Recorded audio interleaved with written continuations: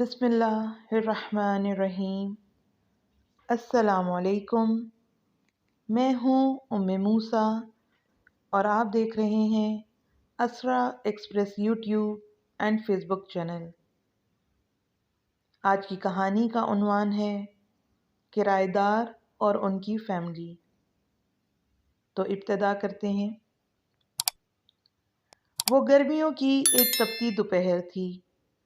دفتر سے میں نے چھٹی لی ہوئی تھی کیونکہ گھر کے کچھ ضروری کام نمٹانے تھے۔ میں بچوں کو کمپیوٹر پر گیم کھیلنا سکھا رہا تھا کہ باہر ڈور بیل بجی۔ کافی دیر کے بعد دوسری بیل ہوئی تو میں نے جا کر دروازہ کھولا۔ سامنے میری ہی عمر کے ایک صاحب کھڑے تھے۔ السلام علیکم، انہوں نے نہایت مہذب انداز میں سلام کیا۔ پہلے تو میرے ذہن میں خیال گزرا یہ کوئی چندہ وغیرہ لینے آئے ہیں۔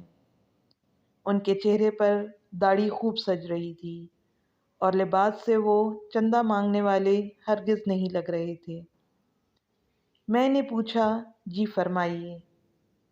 انہوں نے کہا، آپ طاہر صاحب ہیں؟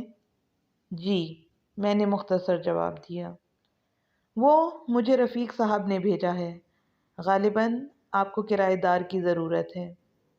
ہاں، مجھے اچانک یاد آیا کہ میں نے دفتر کے ایک ساتھی کو بتایا تھا کہ میں نے اپنے گھر کا اوپر والا پورشن کرائے پر دینا ہے۔ اگر کوئی نیک اور چھوٹی سی فیملی اس کی نظر میں ہو تو بتائے، کیونکہ دفتر کی تنخواہ سے خرچے پورے نہیں ہوتے۔ مجھے افسوس ہوا کہ میں نے اتنی دھوپ میں کافی دیر انہیں باہر کھڑا رکھا۔ اسے 6 ماہ کے لیے مکان کرائے پر چاہیے تھا، کیونکہ اپنا مکان وہ گرا کر دوبارہ تعمیر کروا رہے تھے۔ میں نے 3000 کرایہ بتایا، لیکن بات 2000 میں پکی ہو گئی۔ وہ چلا گیا تو مجھے افسوس ہونے لگا کہ کرایہ کچھ کم ہے۔ گو اوپر صرف ایک چھوٹا سا کمرہ، کچن اور باتھ روم ہی تھا۔ مجھے اپنی بیوی کا دھڑکا لگا ہوا تھا کہ اسے معلوم ہوگا تو کتنا جھگڑا ہوگا، اور وہی ہوا۔ بقول اس کے 2000 تو صرف بچوں کی فیس ہی تھی۔ مجھے اس نے کافی برا بھلا کہا اور میں چپ چاپ سنتا رہا اور اپنی قسمت کو کوستا رہا۔ میں نے MSc بہت اچھے نمبروں سے کیا تھا، اس لیے فوراً ہی مجھے نوکری مل گئی۔ نوکری ملی تو شادی بھی فوراً ہی ہو گئی۔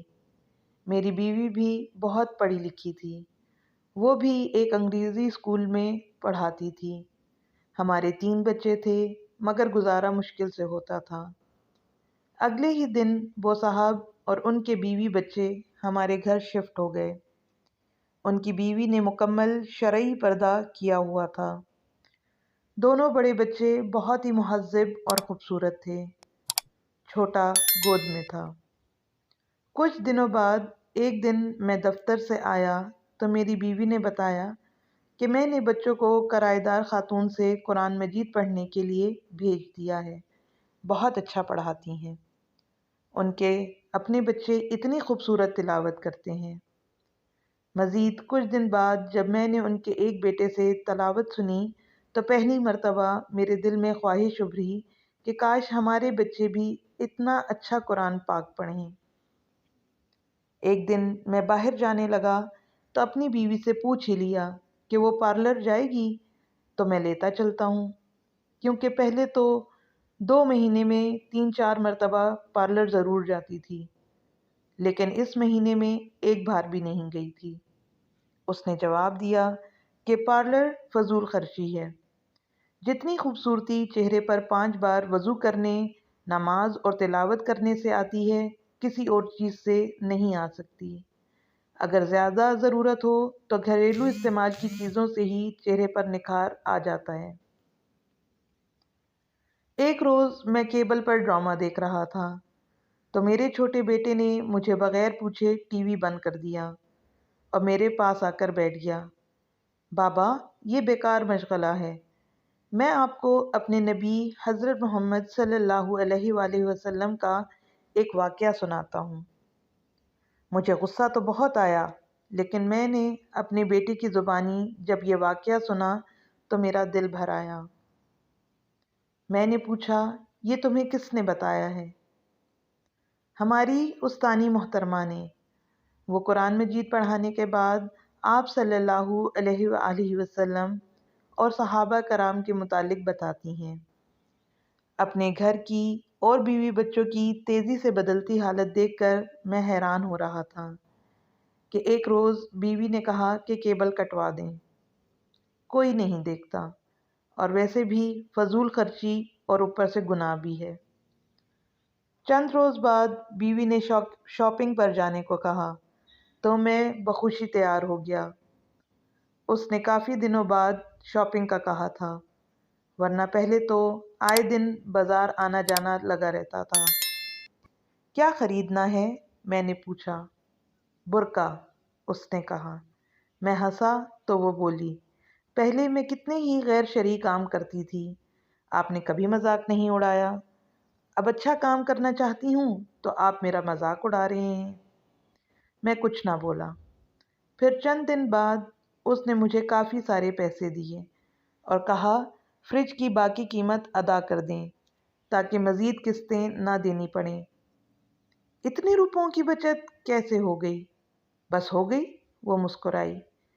جب انسان اللہ کے بتائے ہوئے احکام پر چلنے لگے تو برکت خود بخود ہو جاتی ہے۔ یہ بھی وہ کرایہ دار خاتون نے ہی بتایا ہے۔ سکون میرے اندر تک پھیل گیا۔ میری بیوی اب نہ مجھ سے کبھی لڑی نہ شکایت کی۔ بچوں کو وہ گھر میں پڑھا دیتی ہے، خود بچوں کے ساتھ قرآن مجید تجوید سے پڑھنا سیکھ رہی ہے۔ وہ خود نماز پڑھنے لگی ہے اور بچوں کو سختی سے نماز پڑھنے بھیجتی ہے۔ مجھے احساس ہونے لگا کہ نجات کا راستہ یہی ہے۔ پیسہ اور آرائش سکون نہیں دیتی، اطمینان تو بس اللہ کی یاد میں ہے۔ مجھے اس دن 2000 کرایہ تھوڑا لگ رہا تھا، مگر آج سوچتا ہوں تو لگتا ہے کہ وہ تو اتنا زیادہ تھا کہ میرا گھر آج سکون سے بھر گیا ہے۔ آپ کو ہماری ویڈیو کیسی لگی؟